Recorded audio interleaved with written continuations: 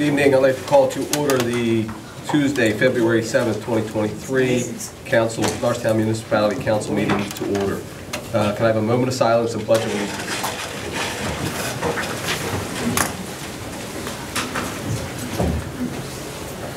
I pledge allegiance to the flag of the United States of America and to the republic for which it stands, one nation, under God, indivisible, with liberty and justice for all.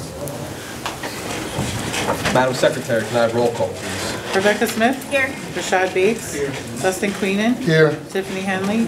Heather Lewis. Here. Thomas LaPera. Here. Can I have a motion to approve the previous minutes? So moved. Second. All in favor? Aye. The ayes have it.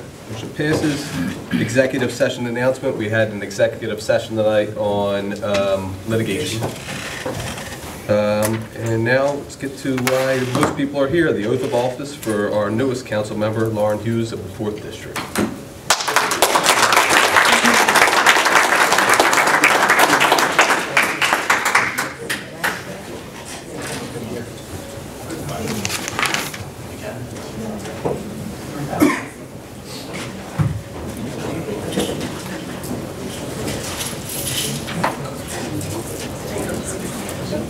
That's great. Move your face this way so our folks can take pictures.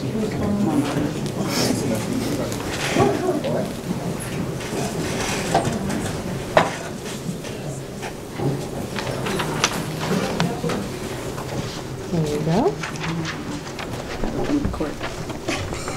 Right, which way should we face? You want your face so your folks can take pictures, really. All right. All right. Are you prepared to take the oath of office? I am. This is the oath of office for council member for the 4th District, Commonwealth of Pennsylvania, County of Montgomery. Please repeat after me. I, Lauren Hughes, I, Lauren Hughes, do solemnly swear or affirm do solemnly swear or affirm that I will support, obey, and defend that I will support, obey, and defend the Constitution of the United States of America, the Constitution of the United States of America, the Constitution of the Commonwealth of Pennsylvania, the Constitution of the Commonwealth of Pennsylvania, the Home Rule Charter of the Municipality of Norristown, the Home Rule Charter of the Municipality of Norristown, and the laws of Pennsylvania and the laws of Pennsylvania, and the Municipality of Norristown. and the Municipality of Norristown. I will discharge the duties of my office I will discharge the duties of my office as council member for the 4th District as council member of the 4th District for the Municipality of Norristown for the Municipality of Norristown with honor and fidelity. with honor and fidelity. I will uphold, obey, and enforce the laws I will uphold, enforce, and obey the laws of Pennsylvania of Pennsylvania and the Municipality of and the Norristown Municipality of Norristown without consideration without consideration to a person's race, to a person's race, color, color, sex, sex, religious creed, religious creed, sexual orientation, sexual orientation, age, age, national origin, national origin, ancestry, ancestry, handicap, handicap, or disability. or disability. So you swear or affirm. I swear. Thank you. Congratulations.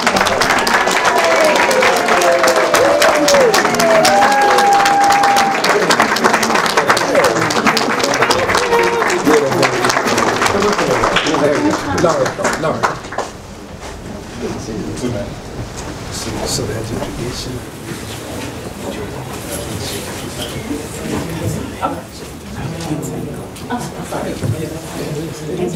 Congratulations. Put your glasses on, Roseanne.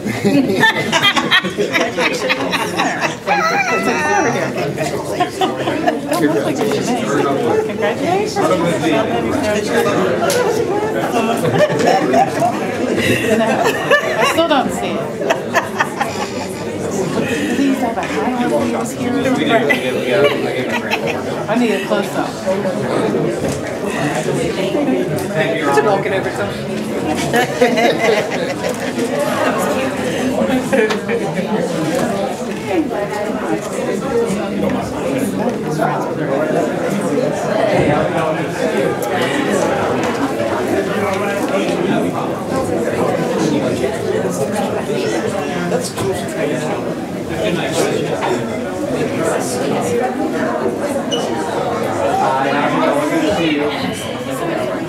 All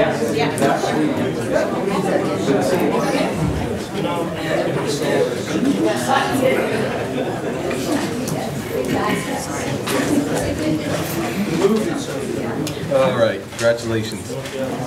We'll move on to announcements, Madam Vice President. I do not have any announcements. Does anyone on council have announcements? Seeing none. Seeing none? Lauren, do you want me to announce that there's food in the lobby? Is that what your mom was like? I need to tell somebody. There's food in the lobby. There's a reception for new Councilwoman Lauren Hughes. Madam Secretary, any public comment? Yes, Dana Dentis.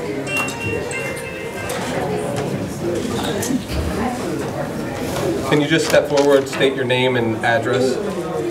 Yes. That's fine. Yeah. I haven't done this before. Good evening, I'm Dana Dentis with the Pennsylvania Horticultural Society in Philadelphia. May I begin? Yes. Thank you all for having me, the opportunity to speak. I'm Dana Dentis, Manager of Tree Programs at the Pennsylvania Horticultural Society. I just wanted to take a few minutes to update the council members and congratulations on an exciting project that PHS has embarked upon with several local organizations of the Norristown community to plant and care for trees in the neighborhoods where they're going to do the most good here. So first, for just some little background, we know for decades that, from decades of research, how important trees are to human health and well-being.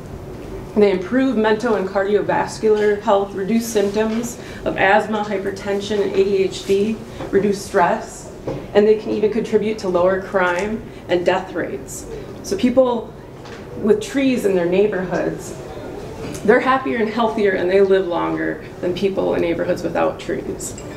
And so a good rule of thumb is that all neighborhoods should have at least 30% tree canopy so that all residents can fully enjoy the benefits of those trees.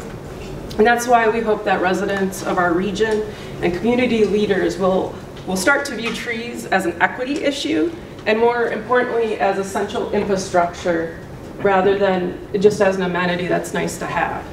So at PHS we've been working with neighborhoods to plant and store trees for 30 years. Norristown is a particular priority for us. Many portions of Norristown, including around the downtown area, have 15% or less tree cover. And summer temperatures that are can be as much as 14 degrees warmer than the county average. But this is something leaders in this community have already come together to start to address. We recently received generous funding from the Arbor Day Foundation to expand our tree tenders neighborhood-led model here in Norristown. So we partnered with Keep Norristown Beautiful, Zacate Aclamo, the school district, Montgomery County Planning Commission, Penn State Extension, Monco OIC, a number of organizations, and a successful fall planting and giveaway of 70 trees. And there are more plantings to come this spring and beyond.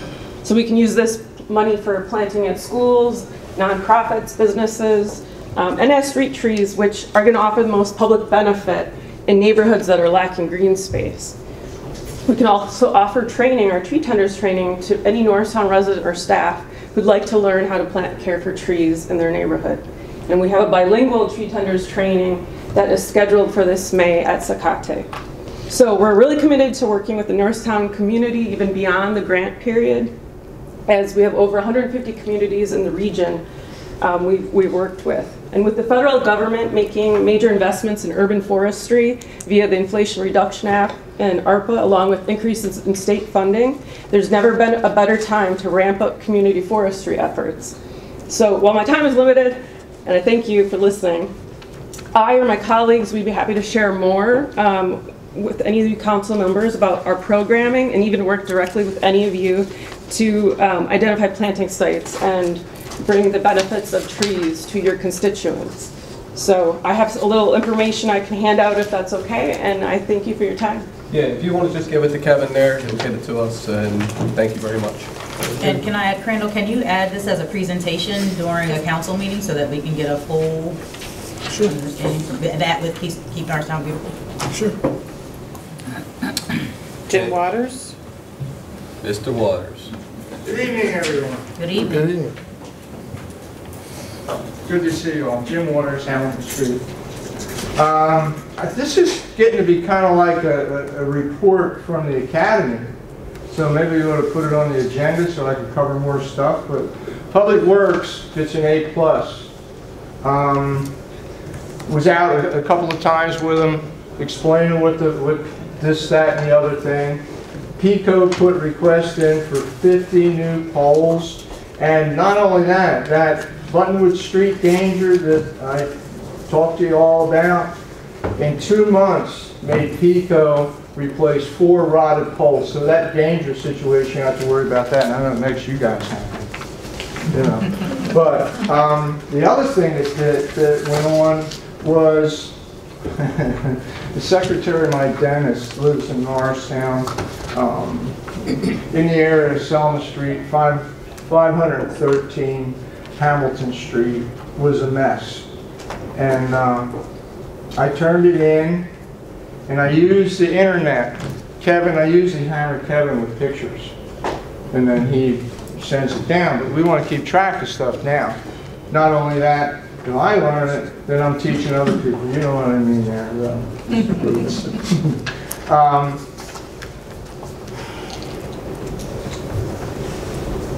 The other thing that went on at Hamilton Street was one of the things that I was concerned about, cars parking in muddy backyards.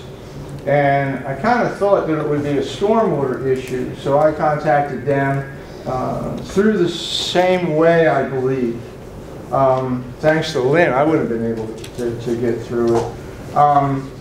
But you know, the question is whether there's an ordinance or whether it's an issue with the Department of Environmental Protection. Now, you know, I don't know. We'll have to decide exactly how that is, and that's why I want to move from Public Works into the code enforcement, if that's okay. You know, and I'll learn all about that and try to help. You know, I'm still addicted to my career at the phone company. I mean, basically, I ride around looking for trouble, so now I'm looking around looking for trash so I can turn it in, or whatever. The other thing that I heard several problems with these handicap curb cuts.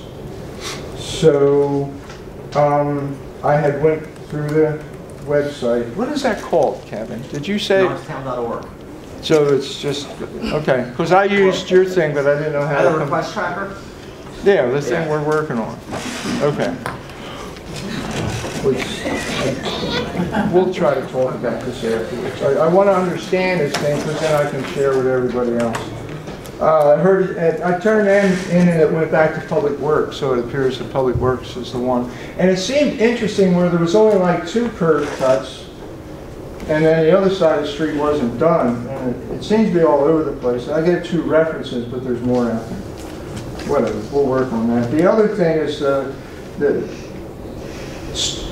Whitehall Road is pretty much going to stay open when it floods because they took responsibility for it. The only other one we got to get the people to the hospital during bad rainstorms is Sturgis Street. So what I did is I drew up what my concept of what should be done there. And in fact, I snuck it in on one of the paperwork I gave you the last time. But I basically had a great conversation with Erica. We've spoken before, we're on the same track, not a problem.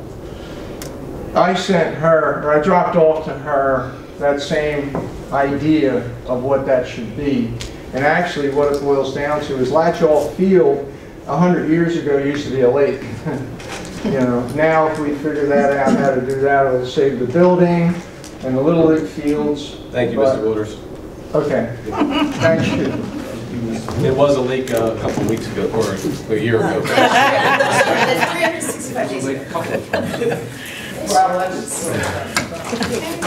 Lynn Waters?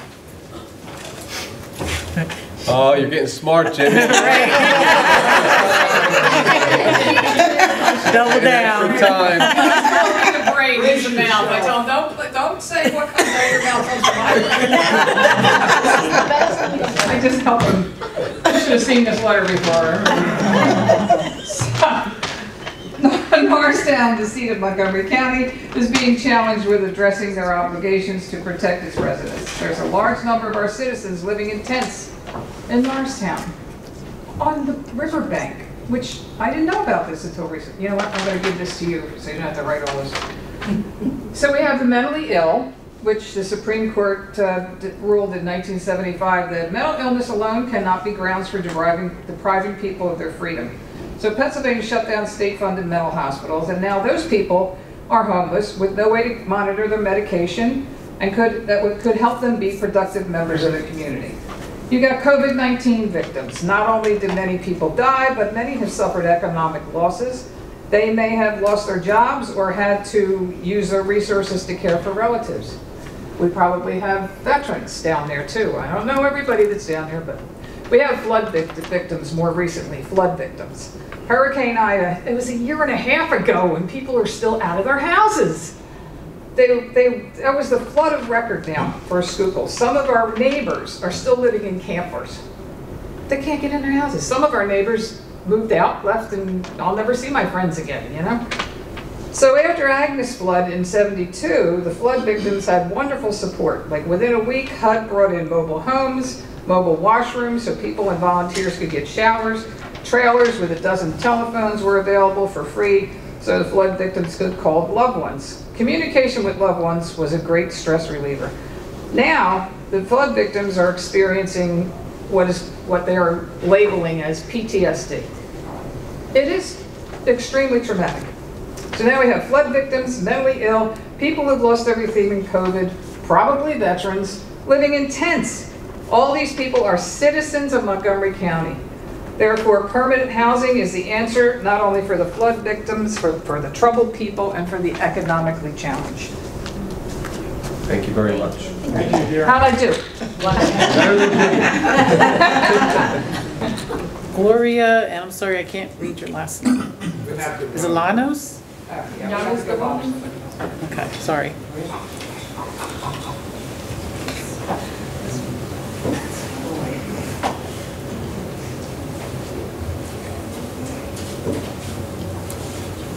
Hi. Hello.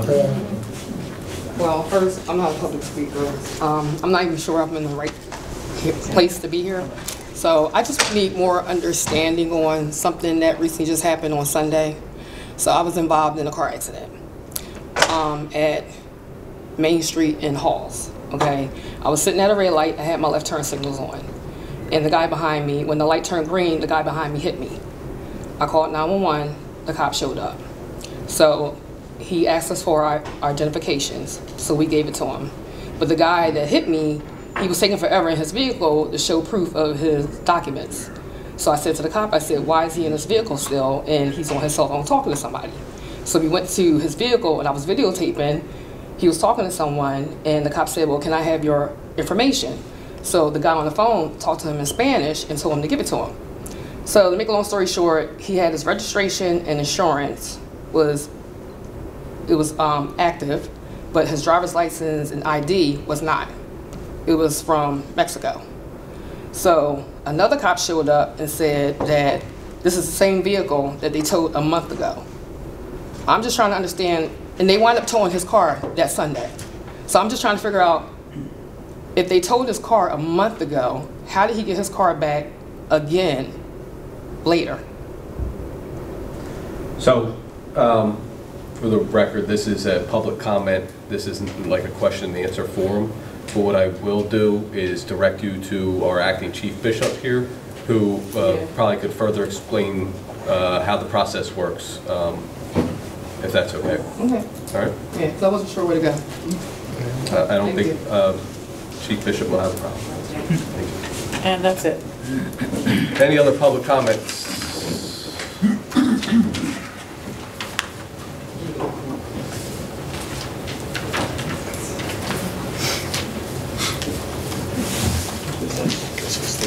How's everybody doing? How are you? Very good. Dominic Jafrida, Norristown resident. Do you do the address? Yes. Address 1419 Boyer Boulevard. I'm here tonight. We talked a little bit about trees, a little bit about homeless, a little bit about our rivers and our waterways in Norristown. And I'm here before you guys just to give you a bit more information about what we can do in Norristown to make our community better. We're in Montgomery County. It's the second wealthiest county in Pennsylvania. It used to be one of the wealthiest counties in Pennsylvania, and one of the best parts of Philadelphia used to be right here in Norristown. For many reasons, retail being one of those, small businesses thriving here was another reason. Taxes kind of pushed us out of that. So there's some pros and cons to the current situation that we have in Norristown right now, but I think there's a huge opportunity for us to build our community up and stronger and better than ever before. Obviously, the environment's really important to us. You guys have been working tirelessly on rebuilding our stormwater management and sewage systems, and thank you for that. As a community member, I really appreciate that. I'm a third generation here, so I have my grandparents that are living in our town too and drinking our water. So it means a lot when we have clean water for everybody. We talked about homeless being out on the street. I believe that we could work together to build a solution here. We have technologies now that are available for even our town to build small power plants that could support the community and then actually supply the monetary system. You can form an economy based around this. They do it with fossil fuels in the current utility companies. I have current connections with our local energy companies and a lot of green technology producers that could allow us to build green energy power stations in Norristown. We're located right on the river, which used to have hydroelectric power generation plants on it. That was ruined by the coal industry early on. I think Jim has told you guys all about the history on that. But we still have this tremendous opportunity being so close to a waterway, and also with these new technologies and this ARPA funding, as well as other funding that's going around right now for green energy, to take advantage of the government supplied money to build out a system for us in a new infrastructure. So you can build hydrogen systems, which are similar to solar systems. They utilize solar. You can implement them on top of homes or separately to create large amounts of power while cleaning the water. So you put water in it, it gets filtered through the process while making energy and heat. So you can even heat your homes in the winter if you devise a steam system like they do in Philadelphia. They have a steam loop. Regardless, so you can end up with having clean water being a byproduct of your energy production. And then on top of all that, I wanted to tell you guys about an electric bus program that I'm working on. It's in Connecticut right now. It's through Montfort Technologies, or SOZEV.com. If you want to check it out. And basically what we can do is take Scepter, any heavy equipment, we can convert that over to an electric vehicle, and that's with government supplied money. So we would just need local support and how to mechanize this and roll this out in the area. But we can do that today. We can start with electric buses, which actually supply backup power for the grid. And we can also use hydrogen technology later, which again, its only footprint on the environment is clean water. So that's what I have to offer you guys. I don't know if I have any time left, but if anyone has questions for me, I'd be happy to answer any questions. Thank you, sir. Thank you. All right. Any other public comment? Seeing none.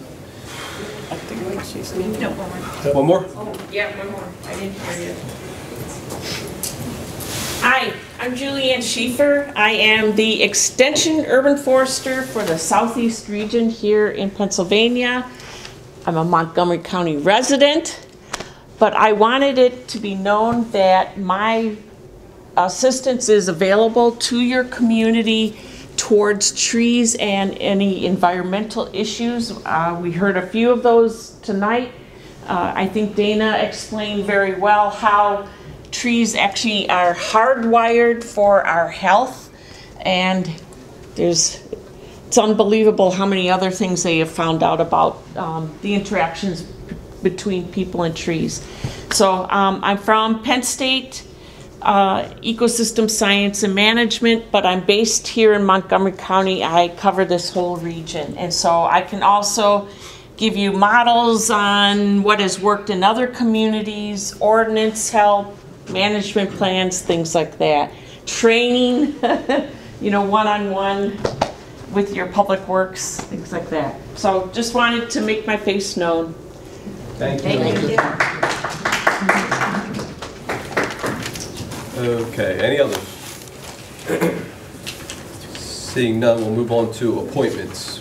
Resolution 23-12. Thank you, Mr. President. Council Resolution 23-12 is a resolution for the appointment of 3 members to the Planning Commission. The first is Omar Livingston with a term expiring December 31st, 2026. The second is Amber Queen with an appointment term expiring December 31st, 2024. And the third is Timothy Kozak with a term expiring December 31st, 2023. Council, any questions? Seeing none, can I have a motion to approve Resolution 23-12? So moved. Second. Madam Secretary. Rebecca Smith. Aye. Rashad Bates. Aye. Dustin Queenan. Aye. Lauren Hughes. Aye. Heather Lewis. Aye. Thomas LaPera. Aye. The ayes have it, resolution passes. Moving on to Planning Municipal Development, Council to consider appealing the zoning hearing board, discuss decision approving conditions of a code blue homeless shelter at 800 West Marshall Street. Ms. Massaggi. Thank you, Council President. Before you, Council, is a matter pertaining to a code blue homeless shelter being approved by the zoning hearing board on January 24th, 2023. The council had actually communicated through the municipal representative at that meeting that should a variance be granted for the use of this of the church at 800 Marshall Street, that the use would be only for a year. The zoning hearing board actually granted permission for it to be in perpetuity.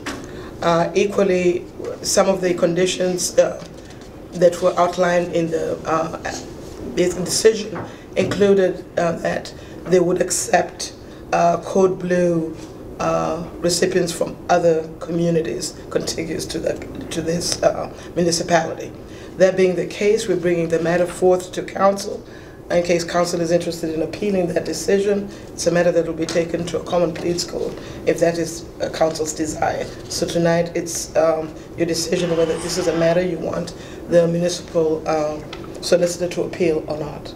So that's what has occurred. So, Mr. President, just so council understands, so after the zoning hearing board decision, I guess was sort of the 25th or something like that, they have 45 days to issue a written decision. They issued a preliminary decision outlining that, but they have to give a more detailed decision eventually. That's Mr. Saraceni, our zoning hearing board solicitor. And then we would have the ability to appeal in the Montgomery County Court of Common Pleas. We automatically have party status because we're the municipality. It was a variance case, so if we appeal, we would have a good chance of either one, variance is a very hard legal standard to prove, so unless they put a significant amount of evidence on the record, I haven't reviewed the record, it's a hard burden for them.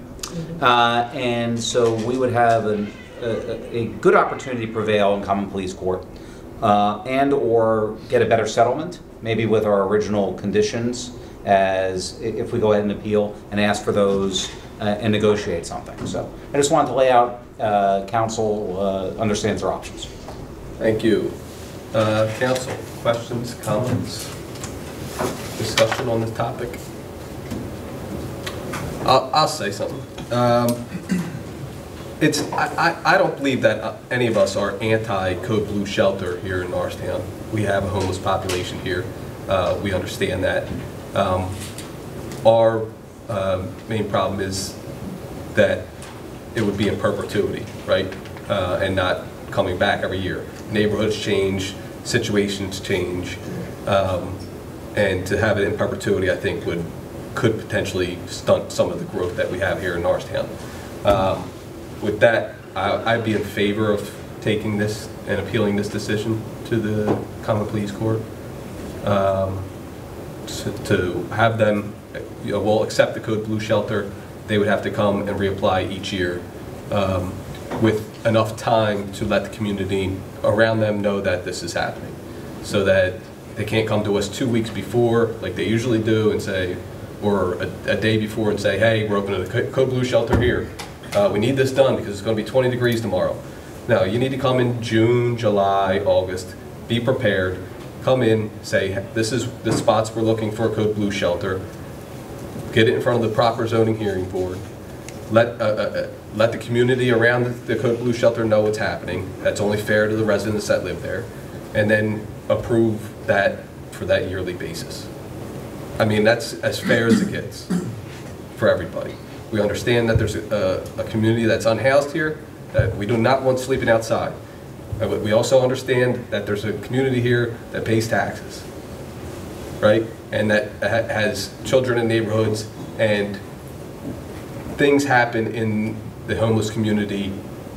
We've dealt with it over the summer, that, you know, there's drugs, there's alcohol use, there's public intoxication, there's public nudity, okay? These are all, this is the reality of the situation here. So for them to have to come in and at least tell us every year where they're going to plan the Code Blue shelters is only fair to us and fair to the community that lives in that neighborhood. For them to have it in perpetuity, I think stunts the growth of this town, and I'm totally against it. I do have a question. I'm in support of Council President with the community has a right or should be able to decide or have conversation around the shelter opening its doors each year. But also too, was there any discussion at the zoning hearing board? Because I think they're aware of council's position. So what conversation happened that we got to perpetuity? And then there's also a second provision that if Code Blue is called in another county, even though it may not be Code Blue in our county or our town, that this Code Blue shelter could open up. So how did we go from getting the variance to have it be a Code Blue shelter to these additional benefits, if you will? So how did that conversation happen? I'll be very honest. I wasn't there, but I will get the transcript, but I will say public pleasure is also part of it. So whoever was presenting might have had people from their point of view saying, hey, we really need this this Code Blue shelter, and these are the issues. On the topic, not just the applicant. I believe the church was there, as well as the applicant themselves that were there. And I think the zoning hearing board was doing what they thought was best, especially when it came to the issue of, well, the other communities, maybe they declare their Code Blue at a certain temperature, and Norristown declares it when it's much lower. So I don't know if that was a mitigating factor, because these are issues that the solicitor will be able to basically expound on after he receives the transcript. And then he'll be able to use that in his negotiations. Yeah, and probably this isn't something that perhaps council or staff didn't anticipate coming as much as it did. And you know, in the past, when we see an application that we want to place conditions on, or we want to oppose, you know, normally you'd send my office in that case, and we would advocate on behalf of Norristown. Obviously, you know, we can go ahead and try to get something through the appellate process. And the fact that it's a variance case, I'm pretty sure we're going to be able to negotiate something. Just a clarifying question. So if there was a vote to appeal, it's not appealing the existence of a Code Blue shelter in the middle of winter. It's just that we would like them to come back. The conditions. Every year. The original conditions, not total. Well, we'll be appealing their approval. And what I would do is I will talk to Mr. Saraceni. I will speak to the applicant and say, hey, we would like to go ahead and settle this, provided for you would agree to this conditions. Bring it back to council, of course, take a look and see if that's good for you. But no, we would be appealing their approval. So just to be clear. As follow-up, what does that mean timeline-wise? Because we're in the middle of winter now. It gets appealed. They can't use it as a Code Blue shelter while it's appealed, correct? No. So while it's timeline-wise, by the time this gets settled, are we out of Code Blue season? Yes, probably. Not for nothing, they operate Code Blue shelters without telling us every day. Fact? We don't want them to do that. Right. So they went to zoning hearing. But if we avoid the appeal process, then it's going to be approved as the conditions are stated. Yeah. And that I just can't agree to that. I'm not agreeing with that either. The residents definitely should have a say and know what's going on and be able to voice their opinion every year. Because like you said, if we're right now in transition, you know, Code Blue might be better placed somewhere else instead of that particular location. And we definitely should have a say in that. The community should have a say in it. Correct. They should be informed of where these are going. So, I would like to see us appeal the decision. Anybody else? Second, if you're taking a vote. I think that's just, we need. Just need to vote on that, Mr. President? Vote on that? Yeah. I'll make a motion to appeal the zoning hearing board decision. Second. Madam Secretary? Rebecca Smith? No. No. Rashad Bates? Aye. Dustin Queenan? Aye. Lauren Hughes? Aye. Heather Lewis? Aye. Thomas LaPera? Aye. The ayes have it. Motion passes. Thank you, Ms. Masanier. Thank you. Building and Codes, Historical Architectural Review Board of January 2023. Thank you, Mr. President. Council, as you are all aware, the Norristown HARB receives applications on a monthly basis for exterior repairs and renovations for properties located in Norristown's historic districts. Those applications are reviewed by the HARB members to confirm that the repair or renovation work is in compliance with our municipal ordinance. The Historical Architectural Review Board did review applications and have approved either as submitted or as modified, as mentioned on the certificate of appropriateness, the following property addresses: 901 DeKalb Street, 335 East Marshall Street, 312 Stanford Street, and 1221 West Erie Street. Council, any questions? Seeing none, I have a motion to approve the HARB Board of January 2023. So moved. Second. Madam Secretary? Rebecca Smith? Aye. Rashad Bates? Aye. Dustin Queenan? Aye. Lauren Hughes? Aye. Heather Lewis? Aye. Thomas LaPera? Aye, the ayes have it. Motion passes. Thank you, Council. Parks and Rec, Resolution 23-14, ratifying the contract for the amount of $23,500 for fireworks, July 4th. Good evening. Yes, we are looking, so this year for 2023, the contractor or the vendor that we would like to use is Zimbelli, which actually does a lot of our neighboring townships. Last year, the group that we had used wasn't very satisfactory, and there was actually problems on the field with the fireworks during the time, so we reached out. And we are now looking to use this new contractor who knows where we shoot them off. He knows our area well. He is local, and I've heard nothing but good things and recommendations from West Norton, Conshohocken, and Upper Dublin. So what I'm asking is, and if Mr. Jones, in case I say something, he can help me if I don't get across right. So to secure the contractor, we have to have it signed and consented as soon as possible. There is a deposit that will be due at the time of signing this contract. The date that is due back is ASAP. This is a higher cost than our previous contract, but due to inflation, everything is about double. So we are right in line with the other vendors, I guess you can say. So we're also going to be looking to, in past years, I was able to find us some grant money through PICO, actually. So I'm going to reach back out to the contact that I had then. Hopefully I can get somebody through, and we're going to work on getting some grant money to help offset these costs. Council, any questions? Have we looked into trying to get sponsors for the fireworks show? I mean, we have a lot of developers coming into town right now. It's probably something they would be interested in putting their name on. Yeah, we can certainly do that, and I think, and I know that part of it was, like Erica said, looking at grants, but we'll certainly be happy to look at sponsors. We know that around the 4th of July, we have been getting sponsors to sponsor a number of the events that we do anyway, and that's helped us offset costs in other places over the course. So we certainly could look for a sponsor that says whoever their fireworks show on behalf of Norristown, we'd be happy to do that. And then one of the other reasons that we needed to get you to ratify this was because, as you know, fireworks companies are hard to get, and we need to get it done. So I had to sign the agreement in order to lock us in so that we knew we would have fireworks, and that's why it's a ratification of an agreement. Then is there going to be any 55-gallon drums of gasoline blowing up this? No. All aerial this time. All aerial. No, we should be fine. It's a completely different display. And yes, whole new vision, everybody.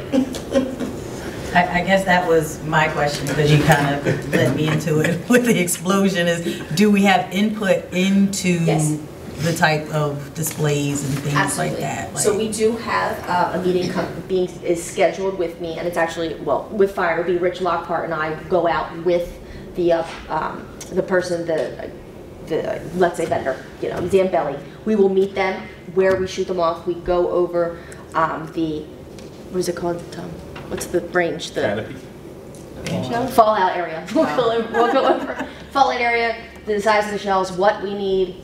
They'll look at, because we have a lot of foliage and trees in that area, so we go out and meet with them and make sure we're all on the same page and to keep it safe and what will get closed, etc. And that they know that half of town watches Yes. fireworks from someplace else. And that's what I said. I did say, you know, we watch it, we generally watch from our backyards. That was the first thing I did let them know. Is this possible? And they're like, yes, no problem. Any other questions? Yeah, the PICO grant, what's the minimum we can get from that? In past years, I want to say we had about, it was actually Alicia told me, do you remember? I don't want to give a wrong number. That's okay. Just like a ball. No more. Typically small, 5 to 15,000. I was going to say it was under 1,000. Yeah, typically pretty small. It was somewhere between like 5 and 2,500. We'll say, but that is loosely based on what I'm recalling from memory. But I can get you the number, absolutely. I just want to go ballpark. That's cool. Very good. Very good. Any other questions? Seeing none, do I have a motion to approve Resolution 23-14? So moved. Second. Madam Secretary. Rebecca Smith. Aye. Rashad Bates. Aye. Dustin Queenan. Aye. Lauren Hughes. Aye. Heather Lewis. Aye. Thomas LaPera. Aye, the ayes have it, resolution passes. Moving on to police, resolution number 23-11, motion to approve request for disabled parking spaces. Thank you, Mr. President. Council, before you is Resolution 2311. It's to approve a handicap parking space for 225 East Elm Street. Gloria Savage Mason is a resident at that address. Did apply for a handicap parking space. Officer Crawford from our parking enforcement went out, checked it. She gave all the required medical documentation. He checked the area and found that there's no sufficient off-street parking for her to place her vehicle. So we're looking to have council approve reserved handicap parking space for that address. Thank you. Council, any questions? Seeing none, do I have a motion to approve resolution 23-11? So moved. Second. Madam Secretary. Rebecca Smith. Aye. Rashad Bates. Aye. Dustin Queenan. Aye. Lauren Hughes. Aye. Heather Lewis. Aye. Thomas LaPera. Aye, the ayes have it, resolution passes. Mr. Jones, council approve a one-year agreement between the municipality of Norristown and Lodge number 31 of the Fraternal Order of Police. Thank you, Mr. President. Council, we have before you an agreement of extension of our existing contract with the FOP. As you know, we've been in negotiation with them for this past year. We both agree with the police department being in flux that it'd be a good idea that we get closer to the police chief before we enter into a multi-year agreement. And so we did come to terms. We offered a 2-year agreement. They countered with preferring a 1 year, and we're fine with that. So essentially, the terms of the agreement would be effective January 1st of this year, 3% general wage increase on base salaries. We also agreed to establishment of a drug testing program, and we worked together to establish the details of that drug testing program. And we also know that with this 1-year agreement, by summer of this year, we'll be in negotiation for a longer-term agreement with them as well. So it is our recommendation that council will approve this 1-year extension. The FOP has voted on it and approved it. Council, any questions? Seeing none, do I have a motion to approve the 1-year contract between Norristown and Lodge 31 of the Fraternal Order of Police? Second. Second. Madam Secretary. Rebecca Smith. Aye. Rashad Bates. Aye. Dustin Queenan. Aye. Lauren Hughes. Aye. Heather Lewis. Aye. Thomas LaPera. Aye, the ayes have it. Motion passes. Going into department reports, Mr. Odebo. Good evening, Council. I actually printed out what I was going to be discussing, so I hope Mr. Jones has given it to all of you. I'm going to talk about snow. We've not had snow, but we're ready for snow. We have, I have an equipment assessment meeting I do every week to make sure that everything we have is working. So right now, I'll say that in terms of snow, we have 90% of our equipment ready to go if we have snow any moment from now. And we have had a lot of right-of-way permits and inspection, a little bit more than usual, and we are coping. And so far this month, we have about 64 permits compared to 34 that we used to have. So it's about double what we used to. There has been excessive potholes in the community. I don't know why, but some of our roads have really need paving. So we've been patching these potholes all over the community, and I believe that right now we should be about 80% done with the potholes all over the community, but we have 2 crews now patching potholes all over. Then paving, we are going to do about 10 alley paving this summer, and the way we do it, that we go out and rate all our alleys on a scale of 1 to 5. We finished that, so we'll be paving alleys that are rated 1 and 2. For the past 6 years that I've been here, we paved about 60 alleys, and we've been paving only those that are rated 1. So this is the year that we're going to get into alleys that are rated 2. So that's a lot of progress. We are getting ready for street striping. 2 years back, we didn't do any striping because of COVID. We could not even find, not really because of COVID, but there was a problem in Texas when there was the freezing in Texas, and then incidentally, the striping paint comes from Texas. So we've not done a lot of striping. We're going to be catching up this year. So we're getting our equipment ready, that as soon as the summer season comes up, or the spring season comes up, we're going to get into striping. We're going to start 1 month earlier than we used to. We have been trimming trees all over this community on the streets. I believe that the trees, we marked them, the trees that we're supposed to trim, we've done about 80% of them. And what we have done is that we have what we call our maintenance route, the sweeping routes. So we've been using them to trim these trees. There are some trees that need to be taken down. We've not started taking trees down, we are just trimming them. And we have 2,006 streetlights in this community, and every streetlight in this community is functioning well. Trash collection. Mascaro has been meeting their schedule as far as the agreement we have with them concerning trash collection. They have not missed any day. The problem we are having now is that there are a lot of recycling in Norristown. It should have been something very good, but right now recycling is not yielding them money. As a matter of fact, recycling in Norristown has gone up by 100%. And then the solid waste, the house solid waste has equally gone up by 20%. So there's a lot of trash coming out from Norristown, but Mascaro is up to the task. We'll be meeting up our street sweeping schedule. The problem that we are having, and it's becoming a very serious problem, is that people not moving their vehicles. There are times that you get to a street, there are 15 vehicles parked on that street. And the way the street sweeper goes, that you might think that he can get very close to the vehicle. It avoids this vehicle because it doesn't want to hit them. So that if you have 15 vehicles on a street, it might end up not sweeping much of the street. So this has become very, very serious now. And we actually we write down the address where these vehicles were parked, so people are not moving their vehicle there as they used to. The problem one problem we're having in public works now is we have 2 positions that we've been trying to fill since October. 2 laborers positions that we've been trying to fill. We've interviewed people, and when we make an offer to these people, they don't accept it. And so this has really become an issue.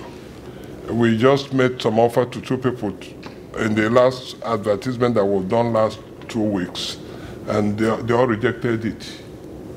So because of the pay. That's the end of my presentation tonight, and I'll be ready to answer questions. Where are you finding the names for the alleys? Do they have names before? Because I'm seeing the alleyways are now having their name placards on. Yes, yes. So thank you for that. Thank you. Yeah, that's something we're going to do this year. We're going to make sure that all the alleys have IDs, so we're putting them. Is that something that is on file, like, or are you naming them as we go? No. Because I seen something that was like Lichtenberg. On the east end, it was like Lichtenberg or something. We have the names of the alleys. Yeah. All the alleys, yeah, we have the names. Yeah. You want to we're not coming No, I was just curious where the Lichtenberg came from. Like, what? We can create a Heather Allen.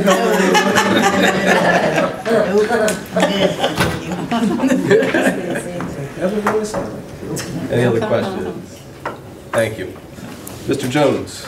Thank you, Mr. President. And for our new council members' benefit, I'll let you know also that we, at our second meeting every month, as a part of the package, you'll have like a formal written executive report, monthly report from all departments is attached to that package. So, but to just go over a few things I wanted to share generally in terms of things that are going on. So, Council, as you know, we contracted with the Center for Public Safety Management to undertake the analysis of the police department. That process is underway. I've been talking with them, and they've also been mining data from the county's dispatch operations over these last couple of weeks as the start of that project. And I've also they started an interview with me that's ultimately going to be an interview with council as well, because part of the goal is to understand what you guys want in terms of policing to be and how you want to see it happen. So there'll be a portion for you, a public portion as well as a part of that analysis program process, and I'll let you know as that goes. But it's moving very well. Acting Chief Bishop is working well and with them, and has assigned the staff to work with them for data and information that they'll need from within the department. And of course, they will be interviewing people inside, all the folks inside the department as well. Second item is Poly Park. So we've gotten the determination of the day that the contractor cannot meet the responsible contractor ordinance. And so we find ourselves in a position of having to officially reject all bids and go back to the drawing board. We've had a discussion, President LaPerry and I today, and one of the things we think we can do to shorten the process is to go through the state's Keystone process to basically almost like going to co-stars to get the project done. So I've asked municipal engineer, we have to just register as a Keystone user. The engineer's putting all that information together. We're going to come back to you at your next meeting when we ask that you formally reject our bids and give us direction on how to move forward. And we'll have those options, whether traditional or go the Keystone route. Keystone route will be much shorter to do. So more to come on that as we look at that project.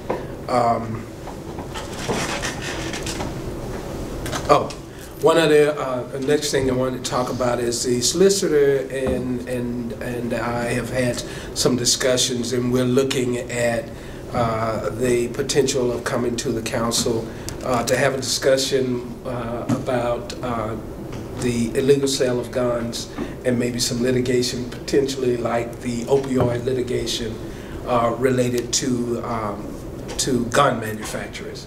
I know it's happening in Baltimore, it's happening in New York. New York is kind of focusing on ghost guns. Baltimore has a much more exhaustive program, but it really just targets gun manufacturers in terms of their marketing processes, and really focuses on not taking anybody's guns, just how they deal to help deal with illegal guns being on the street.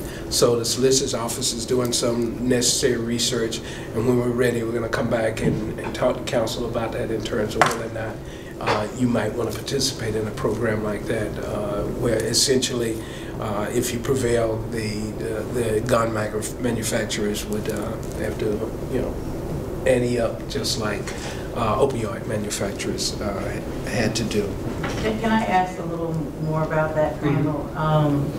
Because there aren't any gun manufacturers or even gun retail in Norristown, I don't think.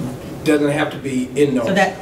So if we're a community that's impacted by the violence associated with illegal guns, then we have a standard. Yeah, so it's going after companies like Glock, Remington, and all of the big manufacturers of guns in their marketing process. Okay, thank you. Update on Roosevelt Field. So we're moving through the Roosevelt Field process. We've got an agreement with the school district in terms of an appraiser, and so the solicitor is just working out the details of that, and the appraisal should be underway shortly. I think that is moving quite fine.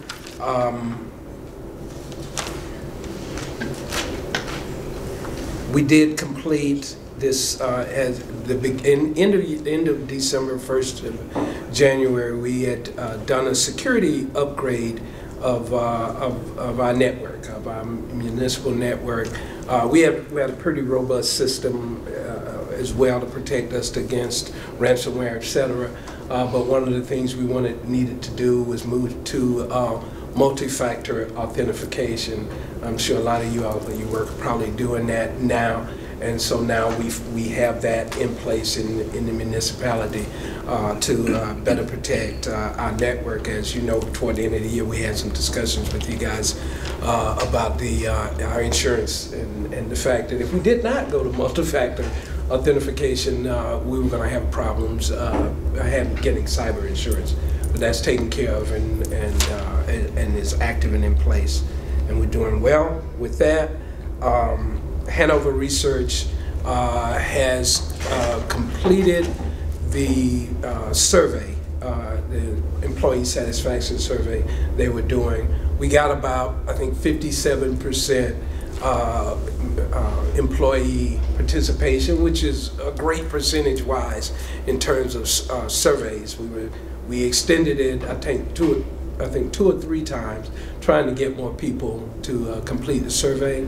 At your retreat on February 18th, Hanover will be discussing the results of that survey, as well as the research, and they're pretty much done with the research related to leadership and succession planning as well, and that'll be on your retreat agenda as well. I told you about police negotiations. One thing we have, solicitor, myself, and our project team have been meeting with Baver and pushing the date for completion of the City Hall. So we're now at a target date of May and June to get everybody back in the building.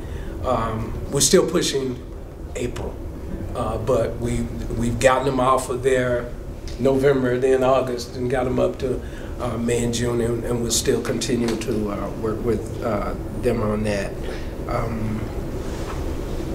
Let's see. I think that is it for right now, and then, like I said, in a couple of weeks, you'll get a formal written report, and I'll submit to council my executive report as I do after a briefing. I normally do. Thank you very much. Council, any questions? Seeing none, can I have a motion to adjourn? Second. All in favor? Aye. Ayes have it. Meeting adjourned. Thank you.